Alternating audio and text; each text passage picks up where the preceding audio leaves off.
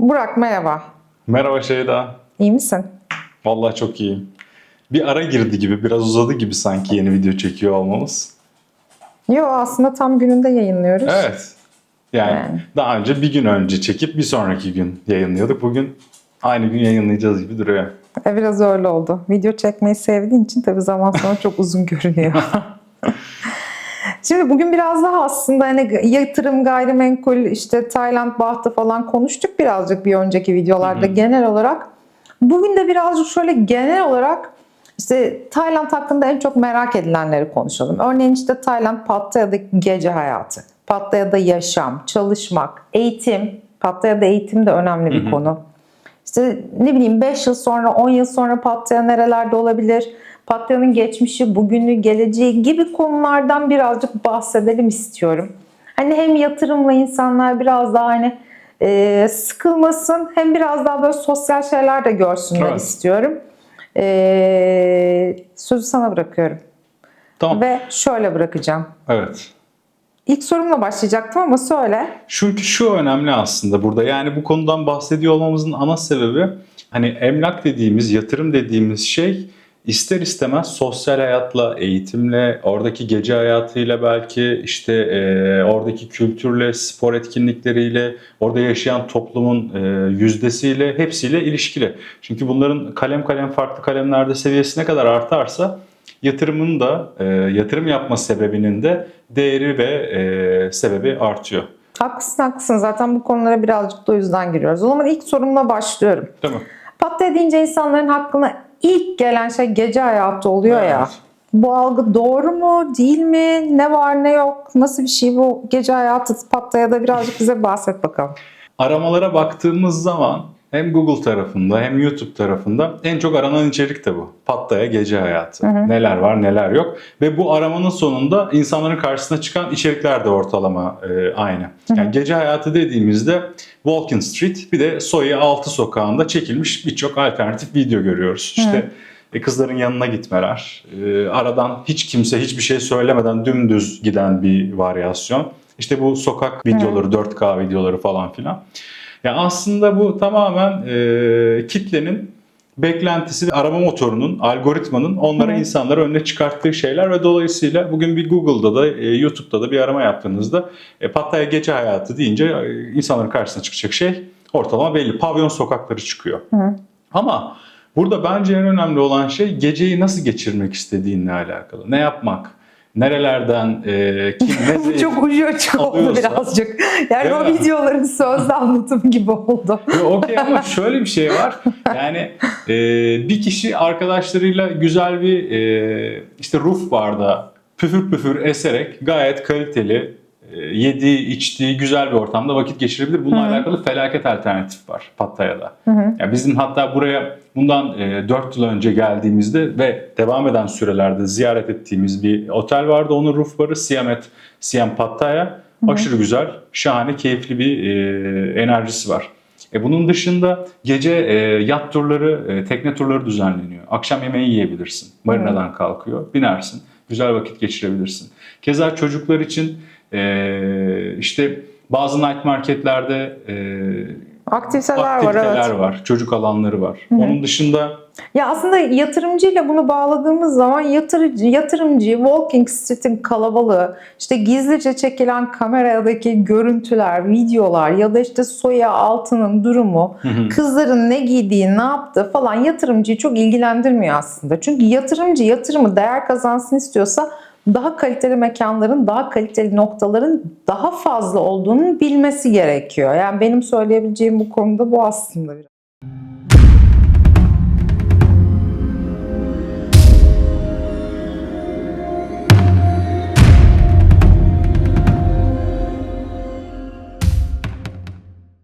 buraya geldiğinde insanlar gece güzel yemek yiyebileceği restoranlar, ziyaret edebileceği gayet güzel roof barlar, onun dışında tekne yemeği, tekne turları dedim.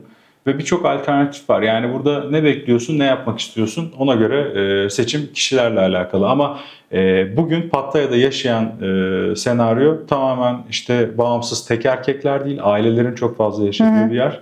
Aynı zamanda buranın yerel halkı da var.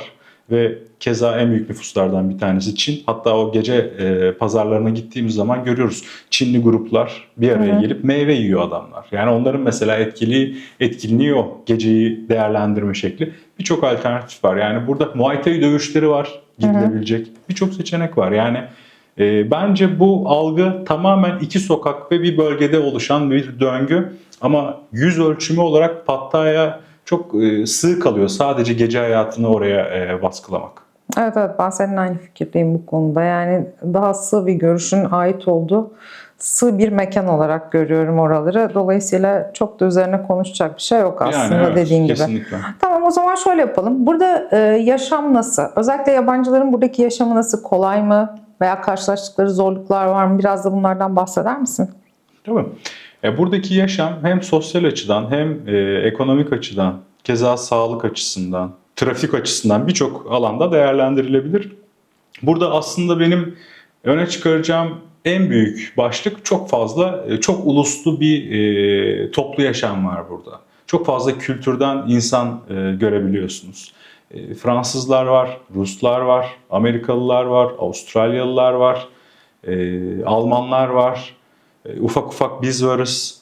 Yani bu toplumlar bir araya gelerek burada aslında belli bölgeleri koloni grup hale getirmişler.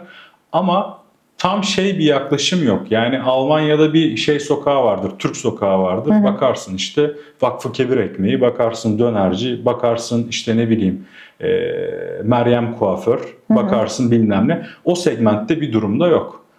Çinlilerin çok fazla restoranları var. Çince yazılar görebiliyoruz, evet, ama onun dışında keza Hintliler, onların restoranları belli alanlarda var. Ama bunun dışında sokağa çıktığınızda sadece İngilizce kullanarak bir günü baştan sona geçirebilirsiniz. Tayca bilmenize gerek yok ama bilirseniz güzel olur. Çünkü Tayland'da yaşıyorsunuz. Dolayısıyla dili biliyor olup insanların kendi diliyle iletişim kurmak güzel olur. Eğitim açısından international okullar var. Küçük çocukların gidebileceği ilkokullar, liseler ve üniversiteler. Pattaya'da da var üniversite seçenekleri. Hatta bu International School bizim buraya yakın olan evet. Tam adı neydi hatırlayamadım şimdi ama çok güzel, aşırı tasarım bir mimarisi var. Bahçesi keyifli. Yani eğitimde nazaran hani çevreden, eş dostumuzdan anlattıklarıyla kadar biliyoruz. Çocuklar İngilizce eğitim alıyor, yanında Çince öğreniyorlar, yine Tayca öğreniyorlar ama ana dil İngilizce. Dolayısıyla bugün yurt dışından Tayland'a gelmiş biri çocuğuyla, ailesiyle çocuğunu gayet gönderebilir bir okula. Çocuğu orada eğitim alırken burası zaten atmosfer olarak yaşanan lokasyon, denize yakın bir sahil kasabası enerjisi de var. Dolayısıyla hem tatil hem ferah hem konforlu. İnsanları zaten anlatmaya gerek yok. Aşırı pozitif enerjililer. Eğitim kalitesi hepsi bir araya gelince burada hayat güzel. Yani yeni başlayan kişilerde Facebook'ta birçok bu expatlar için, ondan sonra belli ilgi alanları için işte tenis oynayan, futbol oynayan, voleyboluydu ya da masa üstü oyunlara kadar birçok alternatif gruplar var. Hani sosyalleşebilir, bir araya gelebilir. Seçenek çok. Tamam, pekala. O zaman eğitimden bahsettikten sonra şuna gelelim. En çok forumlarda, gruplarda söylenen konu şu. Sağlık hizmeti çok pahalı. İşte bir nezle oldum, bir serum taktılar, işte bilmem kaç bin dolar aldılar benden falan gibi böyle fiyatlar havalarda uçuyor. Hadi sen bize söyle bakalım, sağlık hizmetlerinin kalitesi burada nasıl? Fiyatlar da o söylendiği kadar uçuk mu? Uçuksa neye göre uçuk? Yani tabii burada kişinin bütçesine göre fiyat değişiklik gösteriyor. Özel hastane, devlet hastanesi fiyatları Türkiye'de nasılsa ortalama yaklaşım burada da aynı. Burada şöyle bir fark var. Bizim hani köpeğimiz Wally ile alakalı bir hayvan hastanesini ziyaret ettik biliyorsun.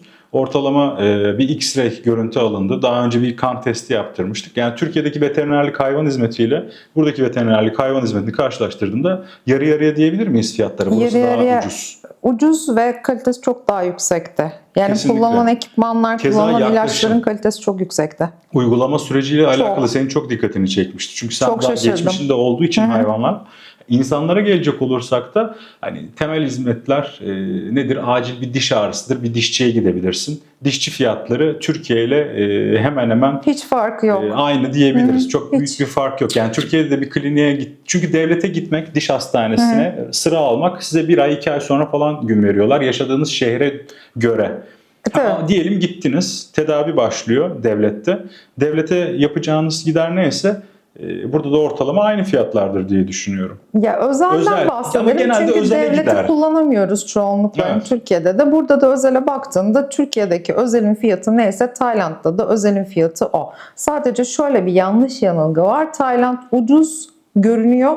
Ucuz olduğu için hani burada işte gıda ucuzsa doktor da ucuz olmalı. Yani her şey öyle olmuyor açıkçası. Yok. Dolayısıyla hani öyle bir şey çok beklemek hani birazcık hani kanını emmek gibi geliyor. Dolayısıyla fiyatı bu. Yani sonuçta Türkiye'ye gelen ürün neyse dişte kullanılan burada da aynı ürün geliyor. Dolayısıyla fiyatları sadece bizdeki vergilere düştükten sonraki kalan fiyatı ki bence yüksek değil, Türkiye ile aynı fiyatları. Hele hatta bazı branşlarda işte ne bileyim genel cerrahi gibi, estetik gibi vesaire farkları ciddi olarak görüyoruz. Hadi Çok estetik tabii. tarafında mesela çok daha avantajlı fiyatlar burada var Evet. Türkiye'ye göre. Okey, ama mesela genel cerrahi gibi bir branşta geçenlerde Obezite keza bir ameliyatı denk tabii gelmiş, çok yüksek obezite fiyatı. ameliyat fiyatları aşırı yüksek. Yani Tabii. hatta sen fiyatı hatırlıyor musun? Bayağı Evet, bir ekstrem bir 350 bin fiyat. Tayyibaht. Ya ortalama 400 Tüp bin mide TL ameliyatının civarı. fiyatı Aynen. burada bu. Evet. Ama yani meme implantına gelince Evet, de o mesela daha da avantajlı. 49 bin Tayyibaht'tan başlıyor. Onu Kesinlikle. da Türkiye'de hani 200 bin TL'nin altında yaptırma şansın yok çok fazla. Dolayısıyla değişebiliyor. Yani çok belirleyici şey değil. Yani bunun için hani sağlık hizmeti çok pahalı diyemeyiz Tayland'da. Bence normal olduğunu düşünüyorum Kesinlikle. ben. Yani Türkiye'de de bir sağlık problemi yaşasan, burada da yaşasan öyle ekstrem, aşırı ucuz, Yok aşırı yok pahalı yok. bir durum Türkiye'de de olmayacaktır. özele gittiğinde buradakinden hiç farklı bir fiyat olacağını düşünmüyorum ben. Ki gittiğin özele göre de değişebilir. Burada biraz daha o etik, daha eşit dağılımda aslında. Burada fiyatlar evet belirleniyor. Yani çok fazla burada şu yok. Hani biz bunu yabancı statüsünde görelim. Bunun fiyatı çok ekstrem uçsun gibi bir şey yok. Yani sadece yabancı işte. Bizde de yabancı da fiyat farklı. Orada da farklı. Neyse Evet. boş ver. Hadi bu konuları geçelim. Tayland'da sağlık, en azından sağlık hizmeti iyi mi? Var mı? Var. Şimdi onun dışında bunları sağlık kısmını konuştuk. Şeye gelelim. Yani bu yine gruplarda çok konuşulan bir konu. Ben Tayland'a geleceğim. Orada ne iş yaparım abi? İşte ben Tayland'a geleceğim. Şoförlük yapabilir miyim abla? İşte ben Tayland'a geleceğim. Garson, barmen olabilir miyim kız kardeş gibi sorular çok fazla var. Tayland'da bir yabancı çalışabilir mi? Çalışırsa hangi mesleklerde çalışır? Çalışamazsa neden çalışamaz? Bize anlatırsan en azından bu sorulara bir toplu cevap vermiş olabiliriz. Bununla alakalı çok kısa, kilit bir cümle söyleyeceğim. Yaptığın iş sana ya da bir başkasına katma değer sağlıyor ve bu sebeple tercih edilen konumdaysan Tayland'da çalışabilirsin. Özel bir gruptur. İhtiyaç duyulan bir meslektir. Buradaki bir Tay firmada, buradaki bir yabancı firmada sana bir çalışma mektubu gönderir, davet gönderir. Onunla buraya gelir, çalışma izni alırsın. Daha sonrasında zaten şirketin bu süreçle ilgilenecektir ve burada çalışabilirsin. Evet. Ama çok genel mesleklerden bahsettiğimizde bu noktada zaten Tayland genel olarak işte berberi olsun, şoförü olsun, garsonu olsun, inşaat işçisi olsun, bu gibi alanlarda ilk önce kendi vatandaşlarının çalışmasını istiyor ki zaten sadece kendi vatandaşları çalışıyor. Evet. Alternatif meslek grubuyla alakalı bir adım atmak istiyorsan da, yani yatırımcı olarak buraya dahil olmak istiyorsan da kendine bir çalışma vizesi çıkarmak, beraberinde çalışma iznini alman ve bu süreçte 4 tane Tay'ı bir yabancı için işine dahil edip vergilerini ödeyip sürecini başlatıp katma değer sağlaman lazım ülkeye. Bunu yapmadığın zaman zaten çalışma imkanın yok. Yani ben geleyim orada bir 3-5 ay bir yerde siyah çalışayım. Yani sigortam olmadan, oyun buyum olmadan. Evet. Daha sonrasında da işte bir şekilde bir şeyler yoluna girer. Hani kervan yolda dizilir hesabı. Burada çok tutacak bir şey değil. Ayrıca bununla alakalı da son günlerde hep konuştuğumuz farklı meslek gruplarında çok fazla kaçak çalışan kişinin toplandığı, kaçak çalışan kişiye ceza yazıldığı ve sınır dışı dahi edildiği Evet, çok hikayeler fazla. çok fazla Denetimler çok haberlerde arttı. görüyoruz. Evet. Denetimler çok arttı. Yani Pattaya'da şu anda denetimlerin en yüksek olduğu konu Bir, bu kaçak çalışma, vizesiz bulunma. İkincisi Jomtien Beach üzerinde bekleyen kadınlar konusunda çok inanılmaz ciddi bir şekilde, yani polisler neredeyse her gece bekliyorlar ve sürekli olarak bir denetimleri var.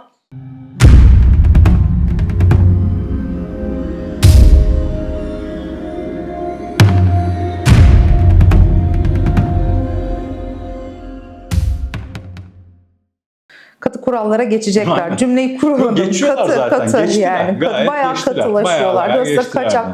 Yani şeyler işte, sınırdan otobüsle çıkıp tekrar geri gelmeler, bir sene boyunca böyle sürekli işte girdim çıktım uzatmalar falan, onlar da birazcık maalesef toparlanıyor. Yeni uygulamalar başladı. Evet. Evet, şimdi Pattaya'daki sağlıktan bahsettik, eğitimden bahsettik.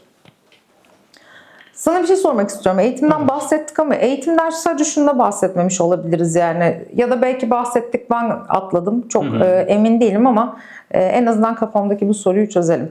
Pattaya'daki üniversite eğitiminin dili ne? Hangi dilde üniversite eğitimi alacaklar burada? Ya da Ya buraya Tayland gelen genelinde. öğrenciler Evet. tabii ki yurt dışından geliyorsa international okulları tercih ettiklerinde İngilizce dilinde eğitim alabiliyorlar. Bazı spesifik mühendislik bölümlerinde Tayca öğrenmeleri gerekiyor. Ama eğer bir branş işletme business'sa, atıyorum sinema televizyonsa, birkaç teknolojiyle alakalı hatta alanlarsa, yapay zeka, makine öğrenmesi ve benzeri bazı bölümler var. Burada İngilizce eğitim alabilirler. Bu noktada uluslararası farklı ülkelerden gelmiş okul arkadaşları da olur. Bu onları hem multikültürel bir öğrenci yapar, insan yapar. Hem beraberinde de Asya teknolojileri, biliyorsun burası hem yazılım alanında hem doğa hem hayvanlar, birçok bilim alanında iyi bir ülke. Eğitim seviyesi de iyi. Bu noktada evet, üniversiteler genelde ilk binde galiba, değil mi? Yanılmıyorsam. Evet. Denklik Yani açısından soracaklardır da o yüzden geçen söylemek günlerde istedim. bakmıştık. Türkiye'deki sistem aslında çok basit. Diyor ki eğer dünya sıralamasında ilk bindeyse üniversite, biz denkliği veriyoruz. Problem yaşamıyor. Ama binin üzerindeyse denklik problemi yaşıyor. Zamanında bu Ukrayna'daki okullar, Bosna Hersek okulları vesaire gibi okullar. Bulgaristan falan da Bulgaristan vardı. keza. Orada okuyup buraya gelenler işte kimi öyle böyle aldı, kimi zor aldı, kimi alamadı gibi durumlar oldu. Ama burada öyle bir durum söz konusu değil. Ama iyi bakmak, iyi araştırmak lazım tabii. Tabii yine de araştırmak lazım. Yaklaşık eğitim ücretlerinin ne kadar olduğu hakkında bir söylersen. Hep baktığımız, konuştuğumuz konulardan bir tanesi. Ortalama 50 binle 70 bin baht arası bir sömestr ücreti. Yani baktığınızda ortalama 60 diyelim, 120 bin, 4 yıl okuduğu senaryoda ne yapar? 480 bin lira. Yarım diyelim. Yarım milyon Thai baht. Üniversiteyi birinci sınıftan başlar, 4. sınıfta bitirir. Tüm vereceği para olur. Öğrencinin okula vereceği para. Harika. Özel liseler de yaklaşık bu fiyatlarda olduğu için evet. Dolayısıyla çok fazla onunla alakalı bir şey söylemedim sana. Sormam istedim. Peki.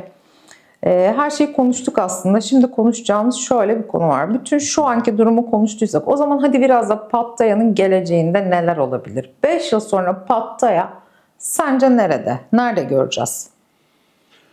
Yani şu an hani gelecekle alakalı yorum yapabilmek için şu anı ve geçmişi şöyle bir karıp ortalama nereye gideceğine bakmak lazım. Yani geçtiğimiz bir yıl içerisinde 2024-25 yılı içerisinde dolar karşısındaki Thai baht %4 oranda değerlendi. Bu para biriminde güçlendiğini gösteriyor. Keza 2020 yılı 2025 yılı arasındaki Thai baht farkı %500 gibi bir oranda. 0.2'lerdeyken 2020 yılında, bugün 2025 yılındayız. Hatta bugün geçen baktık 0.83'e falan gelmiş. 83'e geldi. Yani ben 2020 yılında 1 TL verip 5 baht alırken bugün 1 TL verip 0.83 mü? 3 mü demiştim? 0.83 alıyorum. Şimdi bu ekonomik para piyasasındaki etkileşimi. Onun dışında keza imar tarafındaki turist talebi oranındaki pandemiyle tabii dünyanın her yerinde turist bir durdu. Çıkamadı ülkelerde. Girişlerde problem oldu ama hani pandeminin tamamen bitmesiyle bir ivmedir ki yukarı doğru artan. Her geçen gün Pattaya'ya gelen turist sayısı da artıyor. Gelen turistler konaklama ihtiyacı duyuyor. Konaklama ihtiyacı karşılandıkça daha fazlası geliyor. Bu da aslında emlak piyasasında ekonomik olarak doğru alanlarda yatırım yapan kişiler için bir kazanç fırsatı. Bu noktada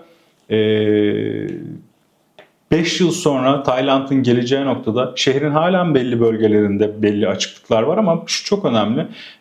Bir yaşam alanı oluşturduklarında kesinlikle yeşil alan, bahçesi, parkı, yani şehri tamamen bir bina haline, yani bir New York gibi, gerçi orada da parklar var. Bizim ülkemizden belki örnek verebilirim ama betonarme bir dönüşüme gideceğini düşünmüyorum. Ha, beraberinde sosyal açıdan da mesela sahil tarafında hemen hemen haftanın her günü, mesela geçen şeydeydik, bu Central tarafındaydık.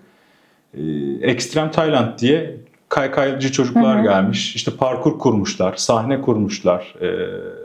Başka bir Ve hafta Bangkok müzik Hastanesi vardı. de buna sponsordu biliyorsun. Ha, öyle mi? Yani Evet. Bangkok Hastanesi'nin Sağlığın desteği kendisi. de bir taraftan ne kadar var aslında baktığında çocuklara. Tabii. Sponsor olmuş. Bunu sağlık dedin, keza sağlıkla alakalı tedavi amacıyla buraya gelen çok insan var. Hem tatil aynen. hem şey. Çünkü bu özellikle estetik biraz daha kişinin keyfiyle alakalı bir durumdur ya. Hani hem gelir tatilini yapar hem de estetikle alakalı tedavi desteğini alır. İkisini bir arada yakalama şansı var. Bu Dolayısıyla noktada iyi da bir 5 yıl sonra nokta. bunun artış iyice yapacağını düşünüyoruz. Yani dedik, para piyasasının etkisi Tayland'ın genelinde artıya getirecek. Keza emlak tarafında, çünkü burada deniz var. Yani ferah bir ortam var. Dolayısıyla her geçen gün alanlar azaldıkça halkanın içerisinde kalanlar değer kazanacak. Beraberinde de keza sosyal etkinliklerin artması insanların daha çok talep buraya sağlamasını sağlayacak, cümleyi kuramadım. Bir de son olarak kasinoların açılması mevzu bahis. Bu noktada burada bir kasino açıldığı zaman yine bir popülasyon tercih edecek. Bir kasino ile alakalı da Tay vatandaşlarına bir para kısıtlaması olacak. Kendi vatandaşını yine belli bir noktada çok bir kumar alışkanlığı olmaması adına koruyor gibi bir durum var. Ama önemli olan yurt dışından buraya para sokulması. O da sağlandığı için ekonomik, finansal, teknolojik, eğitimsel, sağlık birçok alanda ilerleyeceğini düşünüyorum. Keza bu hızlı tren projesinden birkaç kez bahsetmiştik. Netlik yok evet, ama o da geldiğinde daha da turist buraya gelmeye başlayacak. Evet, yeni yapılacak limanlar var zaten, işte dijital altyapı çalışmaları var. 5 yıl içinde planlanan aslında burayı akıllı şehre dönüştürmek. Kesinlikle.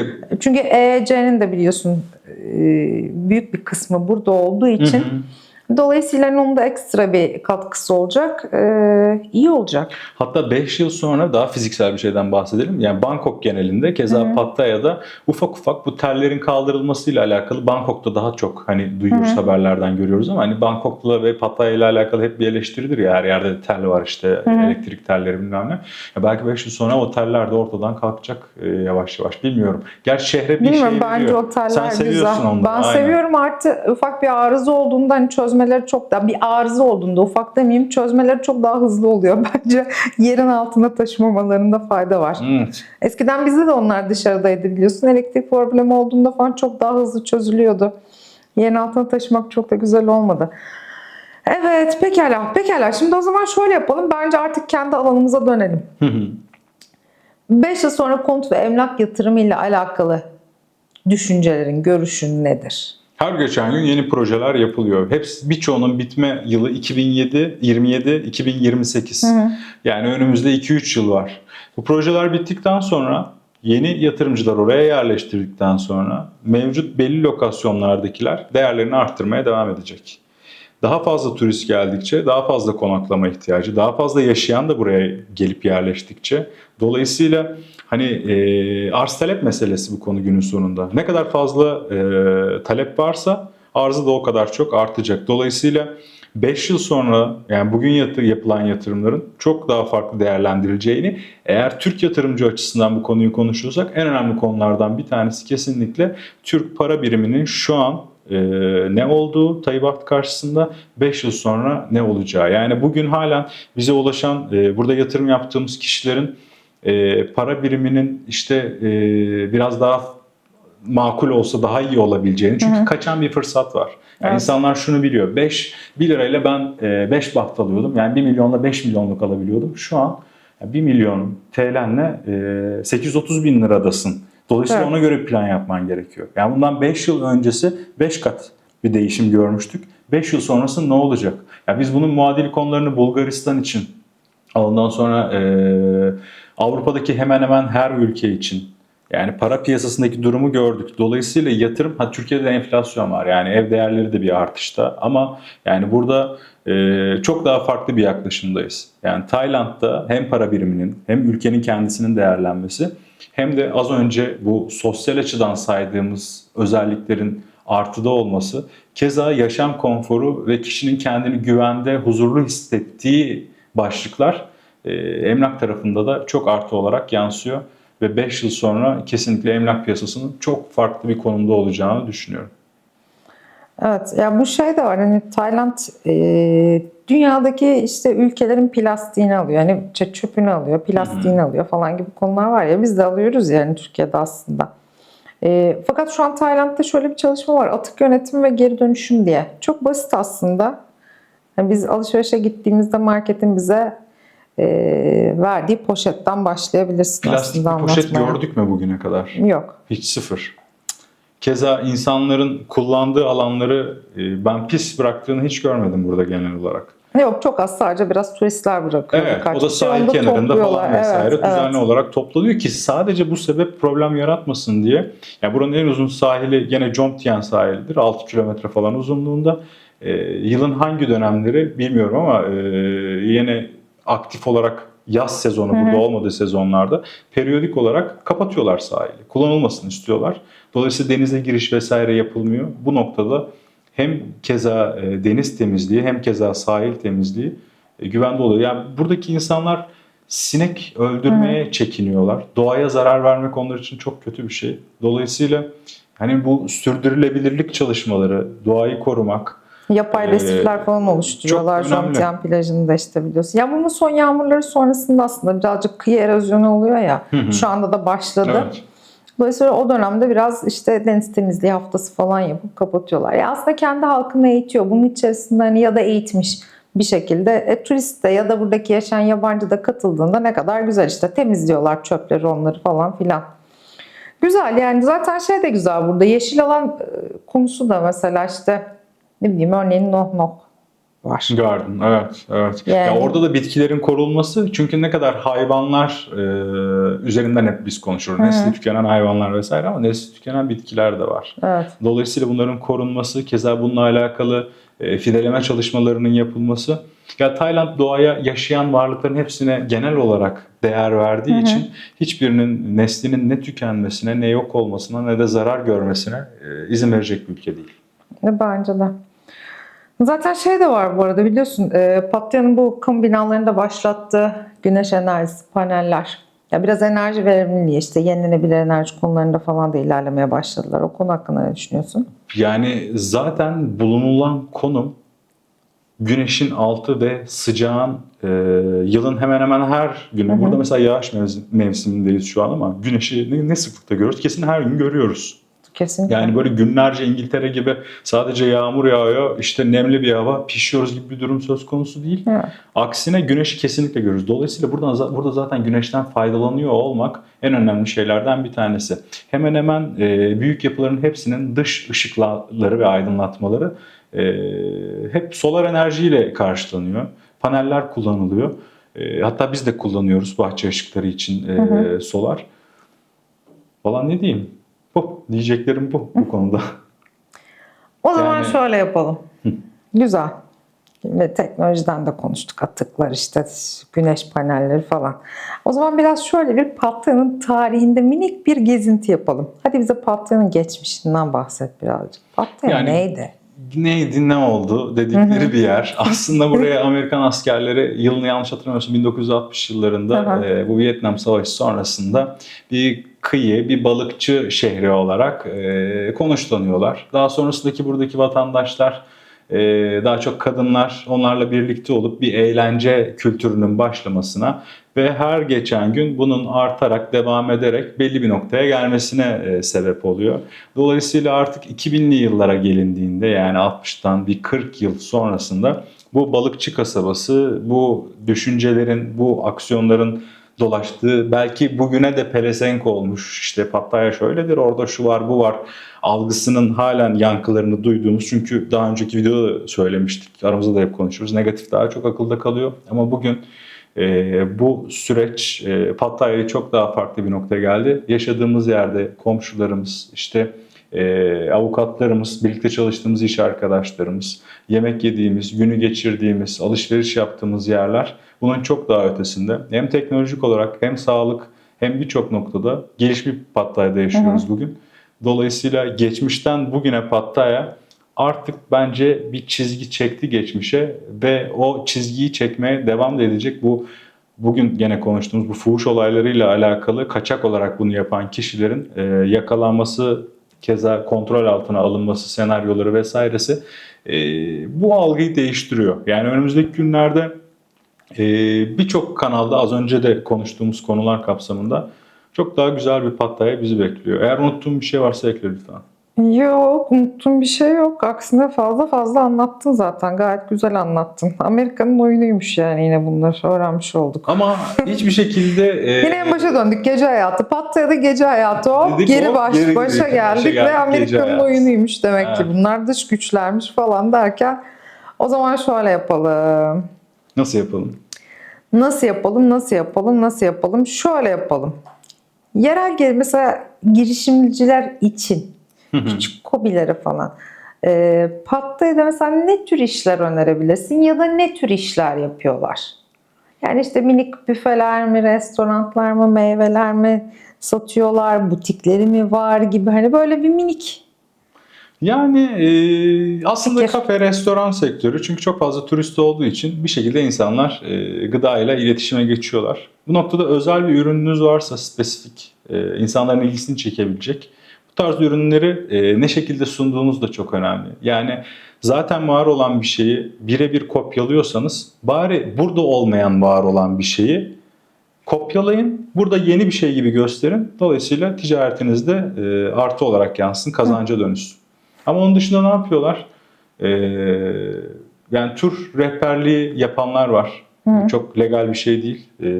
Eğer bir firma altında, bir firma çatısı altında yapıyorlarsa kesinlikle legal bir problem yok. Onun dışında ne biliyoruz ki? Yani hani dijital pazarlamayla uğraşanlar var.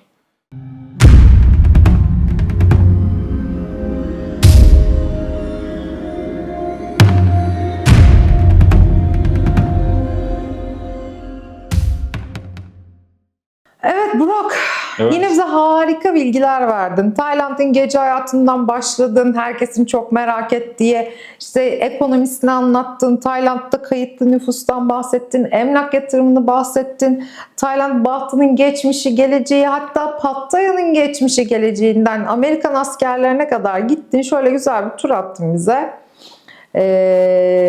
Ekleyeceğim bir şey yoksa ben teşekkür edeceğim. Bugün yok. Ortalama bahsettiğimiz sosyal konular çok fazla yönünün gidemeyeceği şey. Çünkü konuşmak değil, bunları yaşamak lazım. Dolayısıyla bence de bugünlük ben tamamım.